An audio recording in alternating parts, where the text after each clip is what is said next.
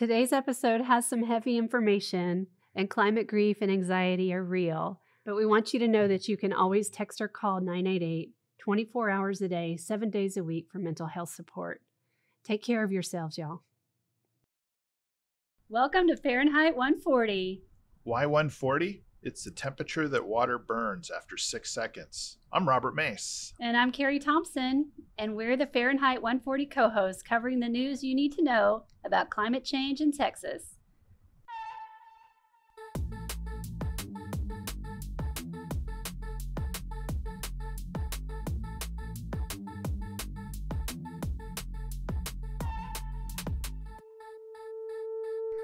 Hey, Carrie, how you doing? Hey, Robert. I'm good. Good to be here. Yeah, likewise. And thank you all listeners. Just a quick overview of the show today. We'll do our usual 2 articles up front about climate change.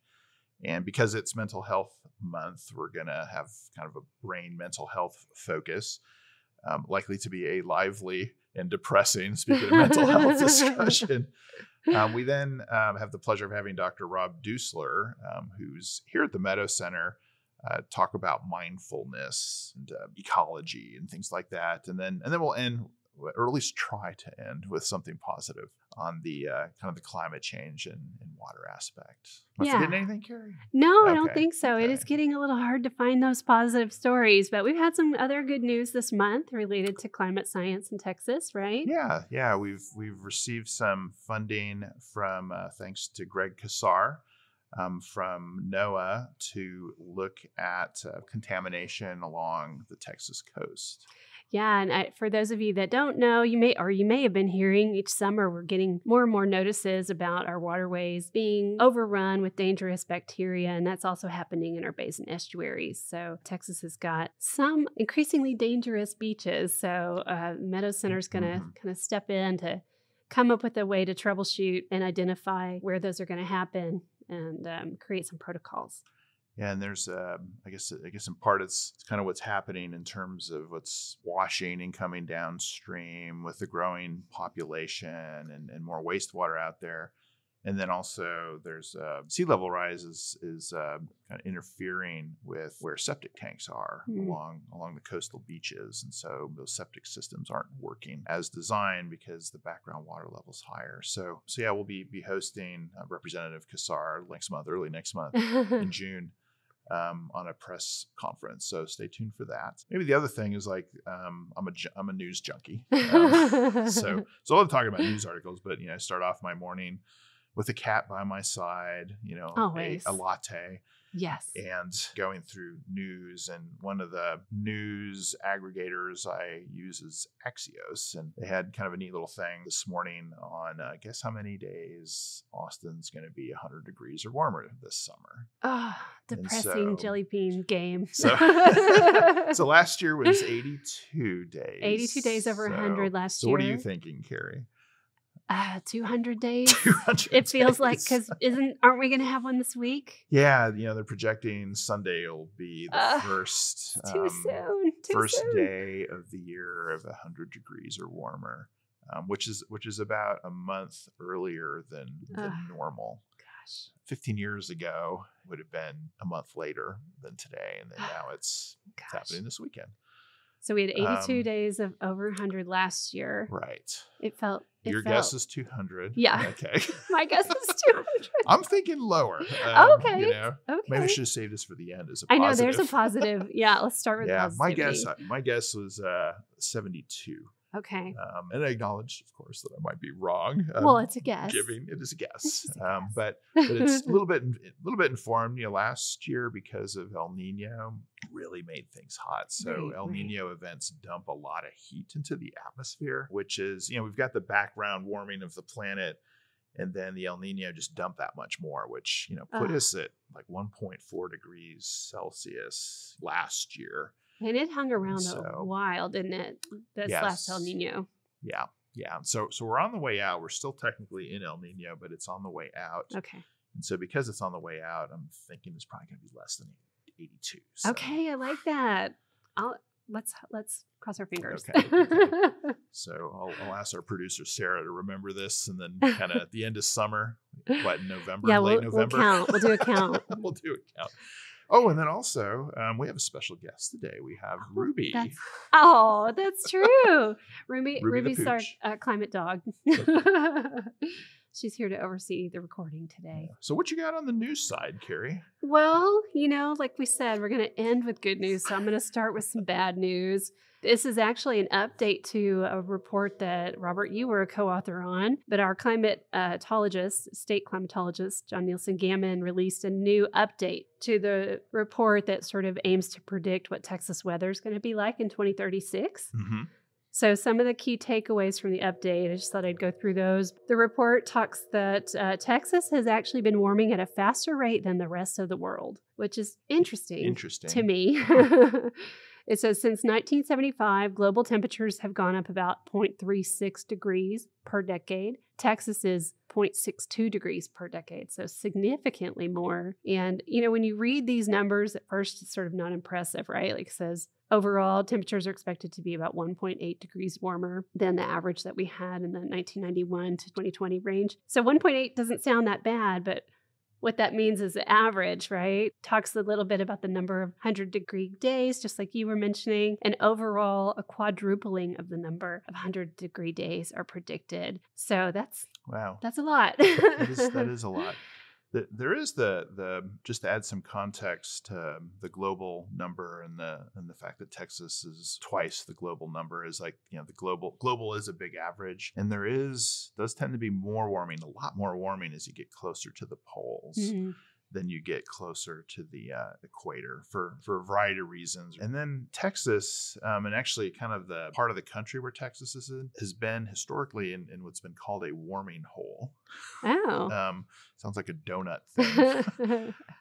Where and it's also kind of a misnomer, but like where we haven't experienced warming that the rest of the country was. So I wonder if like this double the rate is in part, whatever was causing the warming hole is gone, and so now we're kind of catching up, catapulted to everything. But yeah. Well, it talks that's about not good. That's not good news. No, there's no good news in here.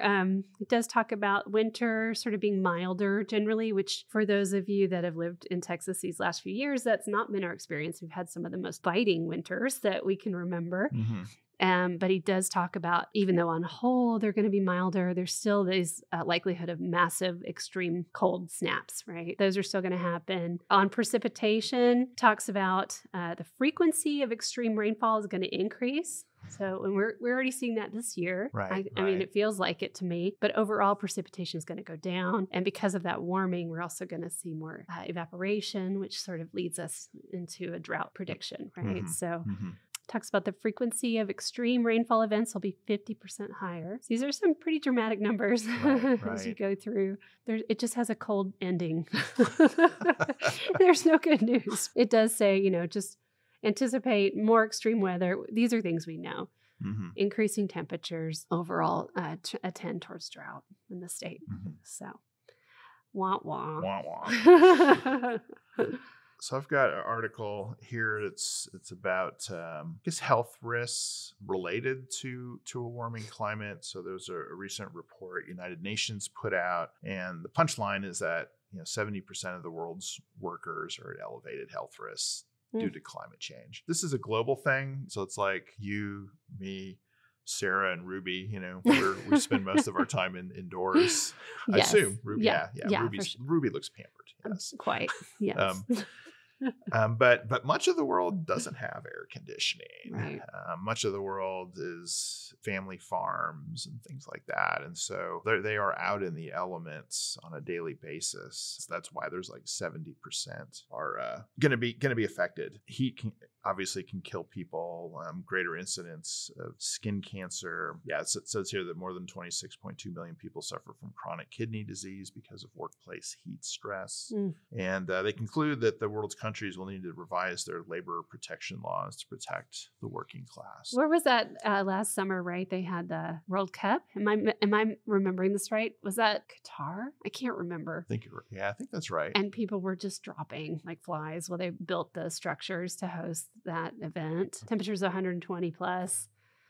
So I just brought that to mind. My next article, I really tried to look for things that were positive and encouraging. And I did find this story from San Antonio. It came out less than 2 weeks ago. They have a cool pavement program, which I hadn't heard of. So I thought. So is it a cool pavement program or a cool pavement program? It's super cool. And super cool. Yeah, Okay. it's super cool, cool pavement program.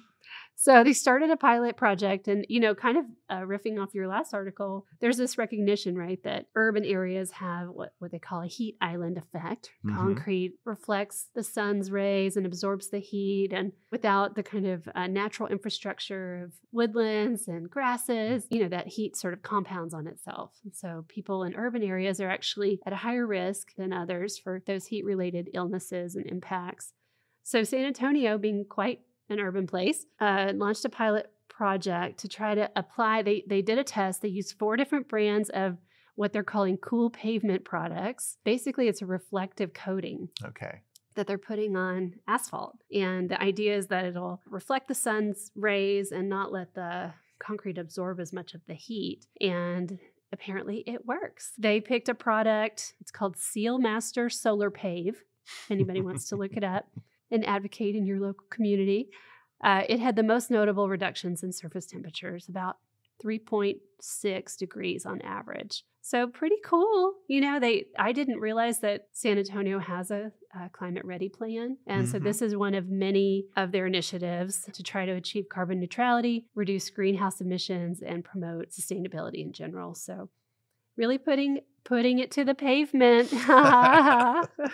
So that is a cool pavement. It's super cool, thing. right? Yeah, there's also discussions and a movement to make sure there's an urban canopy, right, to help cool things down. And I know in the water conservation worlds, on one hand you're like, well, you're going to have to irrigate those trees to keep them alive. That's a use of water. But then there's these ancillary benefits from trees, both to people, mental health, but then also energy costs if it's providing shade. Well, and to your article's point, also reduced healthcare costs and other benefits to the community.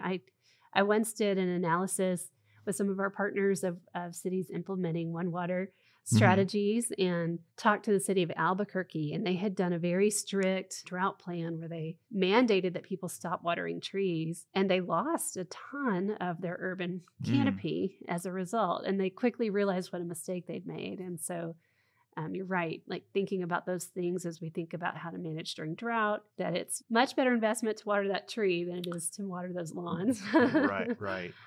So, yeah, and I think that issue even came up with the 2008-2015 drought in Austin, where as we went deep into the drought management plan, there was, I think at some point, a ban on all outdoor watering, which was going to have an adverse effect. Would be on devastating. Trees. And of course, trees are also carbon sinks as well. So and habitat.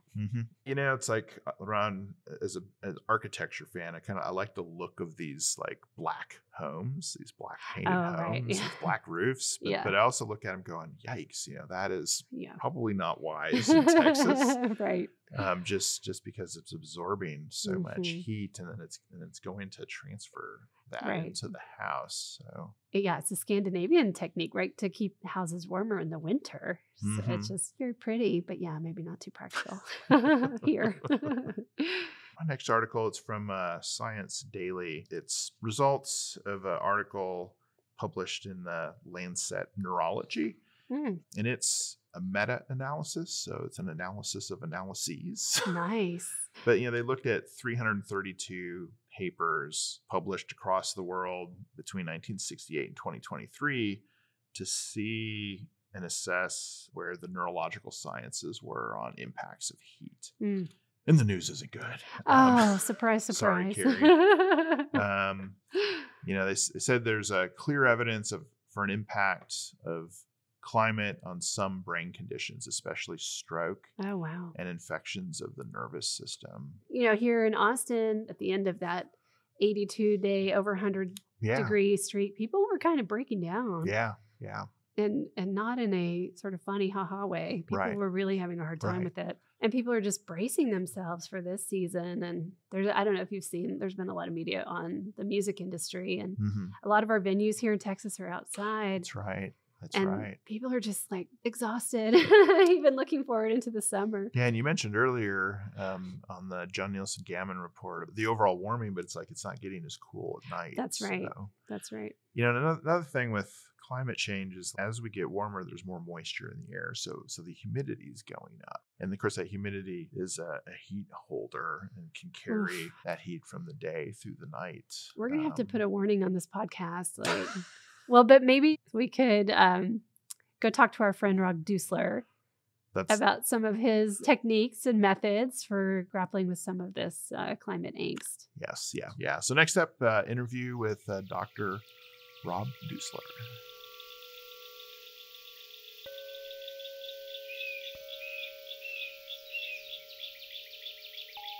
We are pleased to have with us today Dr. Rob Dussler. He is the Chief Education Officer and the Director of Spring Lake Education here at the Meadow Center for Water and the Environment. A little bit about Rob. He earned his BS degree in psychology from St. Edward's University, his master's in education degree in outdoor education administration from Georgia College and State University, and his PhD in recreation and leisure studies from the University of Georgia. And I mention all that because we're going to hear a bit and learn a bit about mindfulness. And in addition to those very appropriate degrees for mindfulness, Dr. Dussler's been in this space for 30 years, right? Yeah, that's right. And we're fortunate to have him at the Meadow Center in a place that I think benefits a lot from mindfulness. Absolutely. What is mindfulness?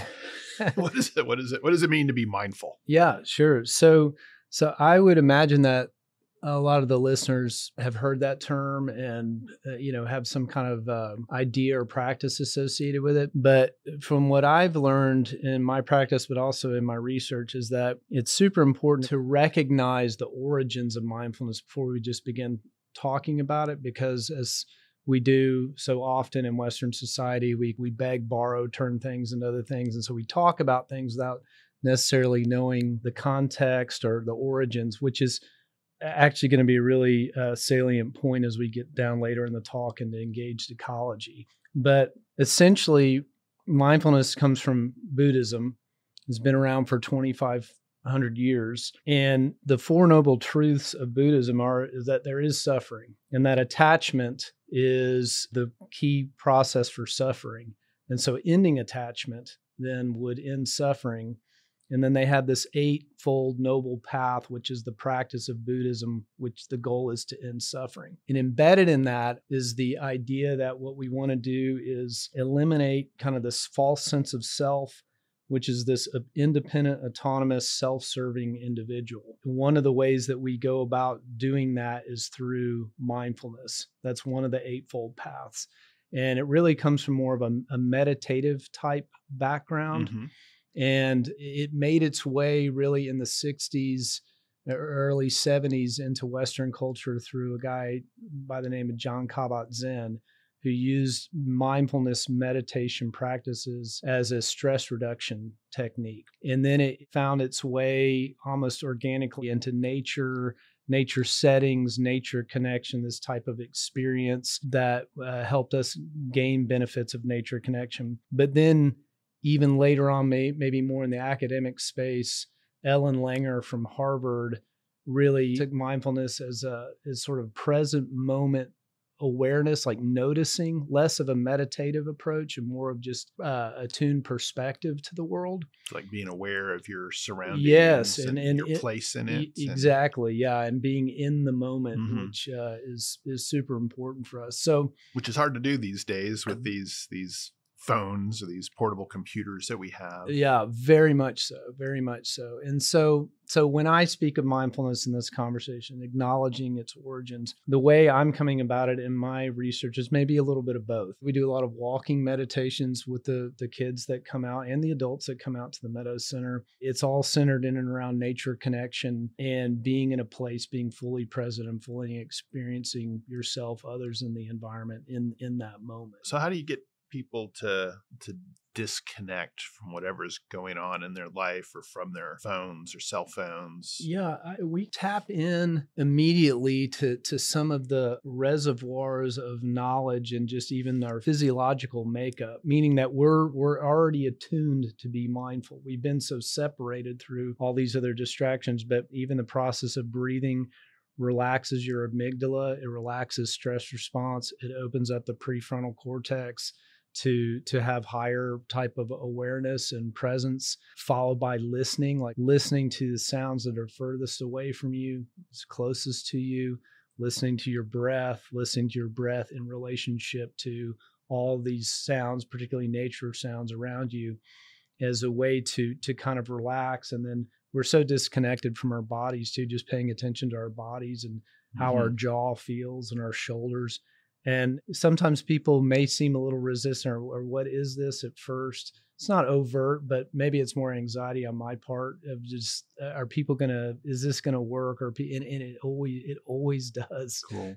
It always does. So it seems like there's like maybe an overlap with yoga too. Very much so. Because the breathing, absolutely, clearing your mind. Yes, absolutely. I'm one. I'm hooked to my phone. There's a million things going through my head. I'm dashing from one place to the next. And, and every once in a while, there'll be like maybe a little spark that kind of pulls me out of the world I'm in. Yeah. And maybe it's a wildflower, or maybe it's, it's a turtle crossing the road. And I often think of you in those moments, because of the mindfulness and being in the moment, just kind of stopping and enjoying the moment, however long that moment is, and taking it all in. Yeah, for sure. And it's important to remember that it's a practice, right? Meaning that we're so accustomed to drifting off and not being here, but very much it's a practice. We have questions from the audience, and I'm going to summarize those. Sure. So if you're listening, you sent a question in, first off, thank you very much. And two, apologies in advance if I butcher it. But given that this is a podcast focused on climate change, how can people leverage mindfulness into prioritizing environmental health or prioritizing climate change over, say, consumer culture? The way we really seat mindfulness and nature connection here at the Meadow Center, and also in my own life personally, is that we come back to this concept of noticing and being present. So even when they're the youngest kiddos, right, it's differentiating between weather and climate. So weather is now, right, is today, what's happening today, but climate's over a long-term piece. And so long-term to me is what would be associated with a relationship, right? Long-term, like I really know this person. I've known them for many years. I know this place. I know these seasons. I know this area, this natural area. And so what we're really trying to do is cultivate noticing and repetitive noticing, going back again and again and again to have the fullest understanding and experience of a place possible. So we start there in terms of bridging, maybe depending on the audience, as a starting point for then talking about maybe climate awareness, because really this most central piece of climate change is that we're aware of it, but we're aware of it on a very personal, long-term, intimate level as it relates to some parts of ourselves and others and the environment that are really important to us. We know it deeply. The thought there is that the stewardship ethic and the actions, the conservation that comes out of that are deeply rooted. What's your favorite way of tapping into mindfulness? I really enjoy my bird feeder in the morning. I really do. But I get up early every morning with my coffee and my dogs, and I sit quietly for an hour. It's not really a practice. It's not something I have to work hard at. I love it. I love looking out my window. It's the same space every morning. I watch it change. I watch spring come in. I watch the birds. I watch the birds change. So some of these things are not mystical. They're just really simplistic things of peace that you can do right in your home or through a window, through a natural setting where you just feel safe and can kind of be quiet. Neat. So given the world that we live in, there's a tremendous amount of distractions. There's the politics. We're bombarded with information. What advice would you give to somebody to be more mindful? Get a bird feeder? I guess that's one. Yeah, well, being in nature, if you can do it and find a space that it feels safe and feels good to you, that's not distracting, those spaces seem to draw that out of us almost automatically. But there's something chemically that's happening there. I mean, the research is there, right? We have monoterpenes, right? So these trees, the flora emits these chemicals that have this effect on us that relax our amygdala. And when you have high ionized air, which, if you're around water and water crashing over a rock, I mean, if you've ever been in that environment, you probably have a memory where you're thinking, oh man, this feels so great. Well, there's something chemically happening. There's the ionized air. And so it's almost as if, or it is that, we are kind of designed to be in these spaces. It's not separate from it. We're already attuned to it on the most fundamental physiological levels. So I think our responsibility is to go to those places, going and making ourselves get out there and breathe and move and relax. And I think that practice becomes a little bit more perhaps accessible because of the benefits that you experience. So what folks can do is find a natural environment and then sit down or lay down and then listen and watch, clear your mind, listen and watch. Yeah. And there's a technique called sit spot. So this takes a little bit more time, a little bit more regularity, but it goes back to, so for me and my bird feeder, it's the same place that I go to every morning. And we would call that sit spot. You sit down for 10, 15 minutes, a half hour, and really notice and observe. You do nature journaling, but just the more you can do it, and maybe the more you can do it within a specific location that you go back to, feels good to you. You can notice yourself in that space. You can notice yourself changing, the space changing. And that's the cornerstone for a deeper relationship with nature and yourself. So you've collaborated with some professors on campus and done the age-old university thing and experimented on college students. Yeah.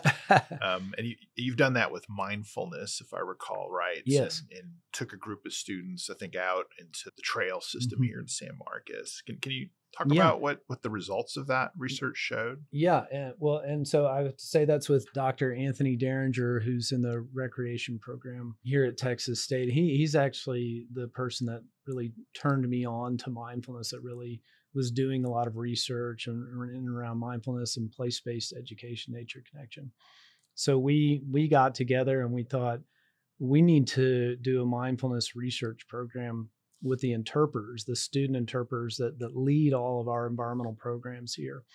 And so we did. We put together it was really like a 3-week mindfulness program that involved a lot of different activities, a lot of introspection, writing, focus groups. And basically what some of the findings revealed were that, and it's important to note that these interpreters walk these trails hundreds of times, but it wasn't really until they stopped and participated in this mindfulness program that they made connections, saw other things, had new points of awareness, new perspectives. All that came from being mindful. So again, it goes back to not just doing something over and over again, but how you're doing it and how you're being in that space. And so they got really excited, and then we're able to begin to start incorporating some mindfulness approaches and techniques into the programs that they were doing with people. You would almost sort of assume that's what would happen, but it's cool in doing it through research and people. Or it was a qualitative, interview study. So in their stories, to have that so centerpiece, and they felt that they experienced it, that it had an effect.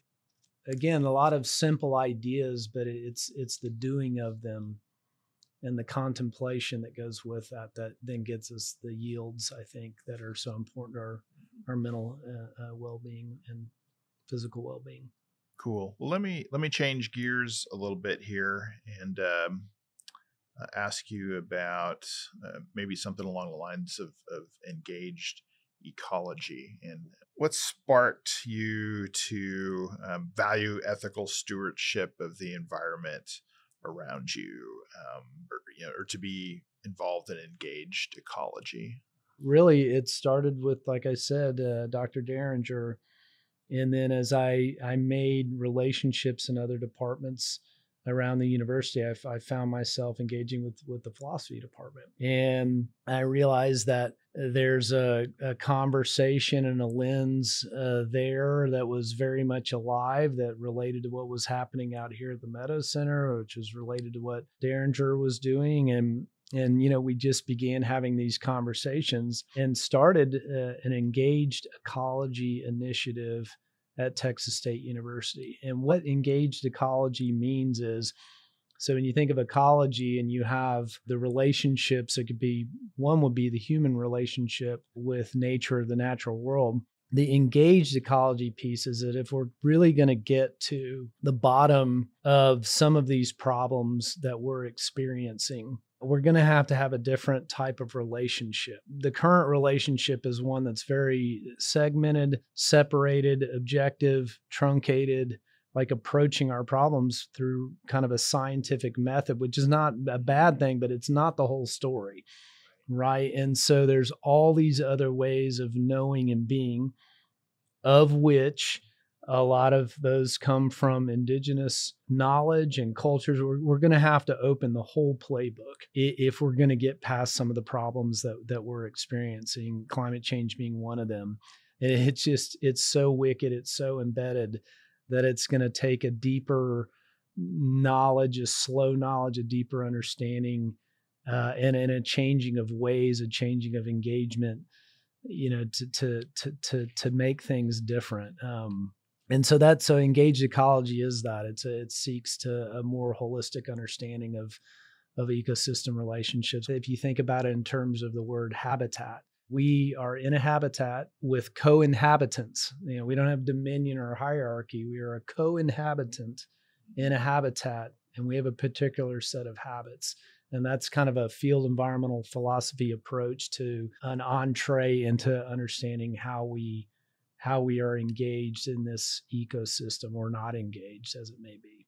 So how does engaged ecology provide a framework for, I guess, understanding climate change and teaching about climate change, which again is, like you mentioned earlier, the relationship, but then also you mentioned that mindfulness in some ways is kind of separating yourself from the relationship, and whether short term, climate's long term. You could argue we don't have time for someone to develop a relationship with the climate. It's like do you need 30 years of time to experience warming for yourself and the crazier weather before it becomes something you act on? So just curious how all of these pieces fit together. It's got to be something that's emotive and personally relevant, but it can't be understood in the abstract or theoretically further away. It has to be internally located, and it also has to be contemplative, and it has to be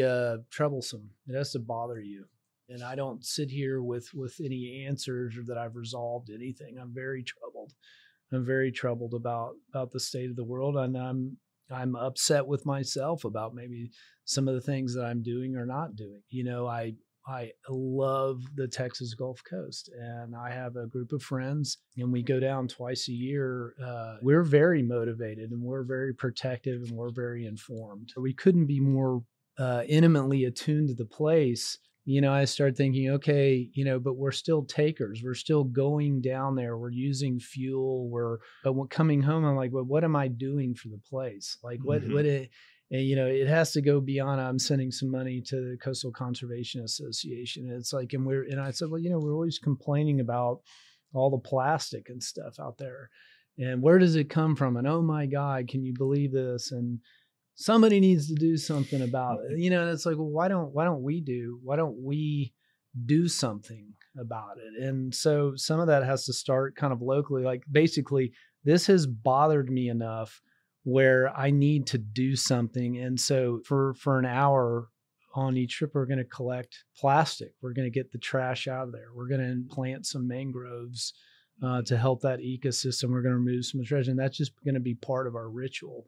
And I want to say too that on some of these questions from the listeners, that I felt that sense of a little bit of despair. How do we do this, or how can we?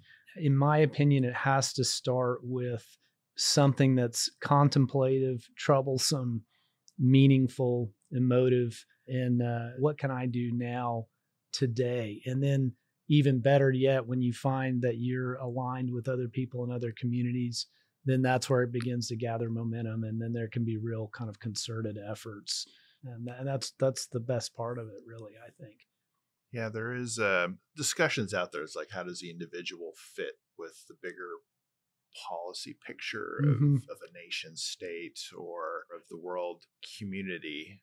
And part of it is like not judging people or harshly judging yourself for your actions, yes, because there's structural issues here. But at the same time, it's like, if it isn't, if individuals aren't stepping forward to be mindful about kind of their actions and activities, is anything really going to happen? So it seems like mindfulness needs to be part of that. Well, understand that there's some teacher training that's coming up, that you've put together a program to, I guess, teach the teachers about climate change. You can tell us briefly about that. Yeah, through the research, we found out that mindfulness does have purchase. It does. And going back to your other point, I will say that piece of mindfulness is a non-judgmental orientation towards yourself and to your others. Let go of any expectations that you're going to have here and just be open to what it may be. As we've done research with mindfulness, as we've developed some mindfulness-based programs, we want to bring what we're learning here out to the larger community. And we hear a lot from the teachers. They're looking for resources, they're looking for understanding, they're looking for materials to be able to do these things in their classroom. So we're going to have a teacher workshop here, thanks to some funding from NOAA. It's really a 3-part deal. One is begin starting out with the personal exploration of how these teachers connect with nature, what that means to them, some introspection about they're going to have some homework prior to getting here about how they connect, what's nature like where they're coming from, because it may be different from here. And then going out and participating in some mindfulness-based programs that we run here with the kids, but the teachers as participants just to fully experience it, and then coming and breaking down those experiences into TEKS aligned something that they can actually implement. Will have resources and activities that they've experienced themselves that are rooted in this personal orientation to nature.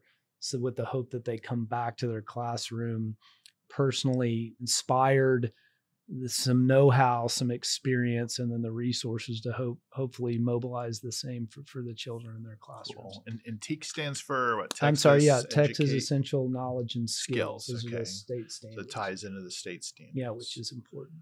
Well, thank you so much, Rob, for being with us today. Absolutely. and talking about mindfulness. Thanks for everything that you do for the Meadow Center and you do for Texas and the world with the research that you do. I'm privileged for the opportunity. Thank you.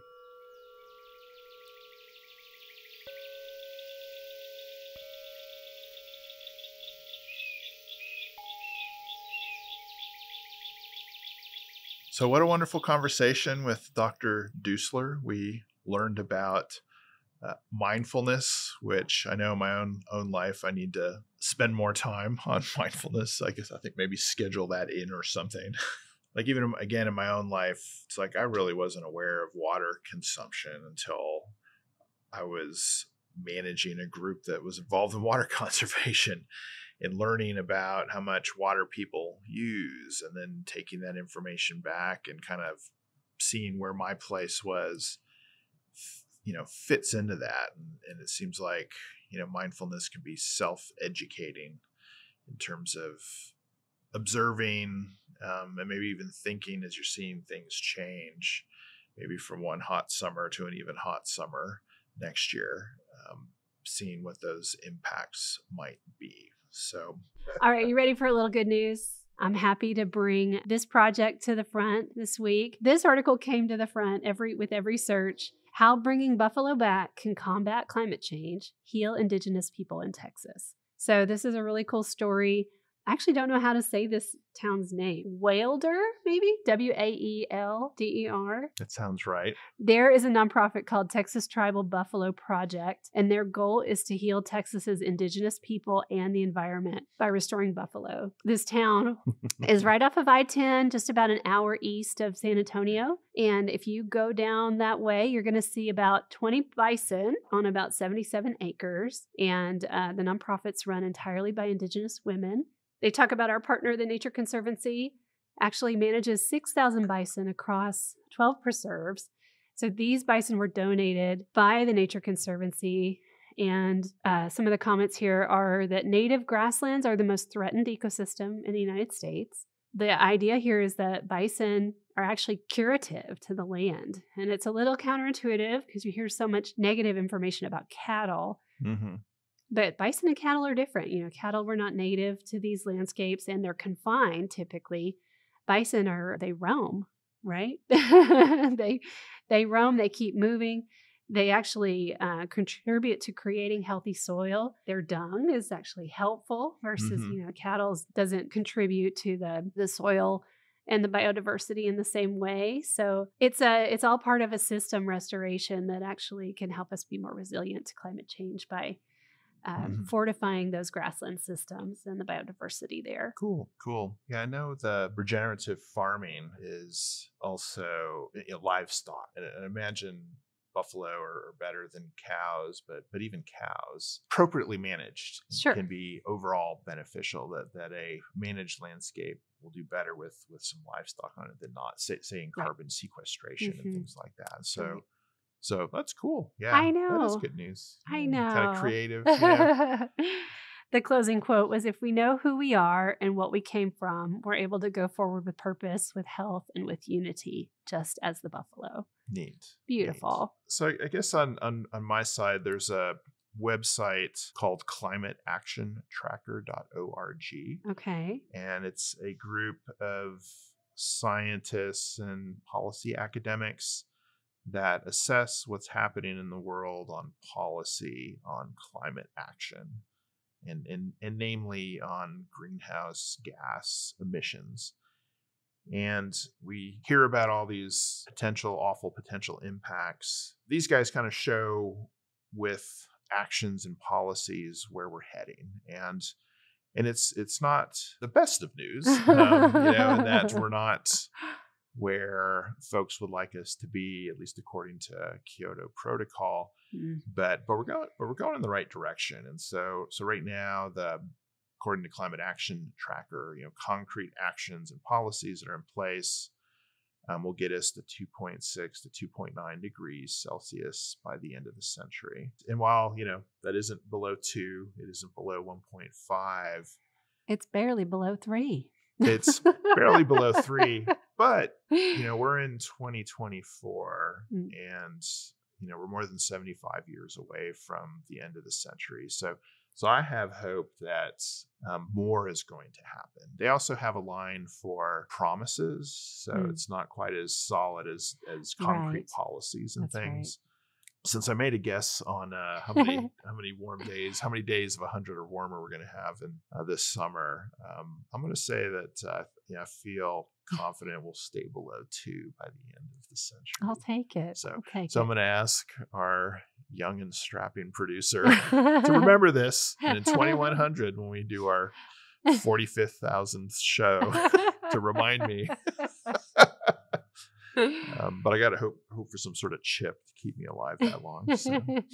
We'll take good news where we can get it, Robert. And we'll put that website up on the links with our podcast so people can check the action tracker. Yeah.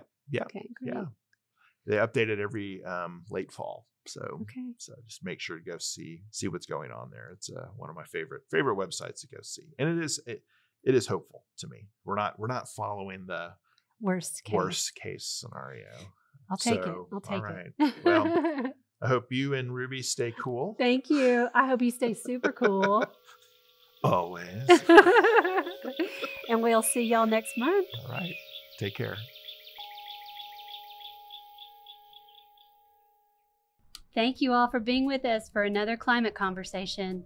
We hope you can take this information with you into your everyday life to help spread the knowledge and understanding of climate topics and their effects. This podcast would certainly not be what it is without listeners like you. If you're listening through Spotify, take a quick moment to help us out and engage with the quiz and poll we've attached to this episode. And be sure to check the show notes for helpful links and resources. Thank you to our funders for the Fahrenheit 140 podcast, both the Meadows Foundation and the National Oceanic and Atmospheric Administration. We'd also like to thank our communications team, Anna Huff and Sarah Wingfield. If you'd like to learn more about the Meadows Center for Water and the Environment and how to visit our vital spring lake for a ride in a glass-bottom boat here in San Marcos, Texas, be sure to visit our website, meadowcenter.txst.edu. We have a number of climate resources there, including free lesson plans for your K-12 curricula. Sign up for our newsletters to get news, updates, and event opportunities hot off the press.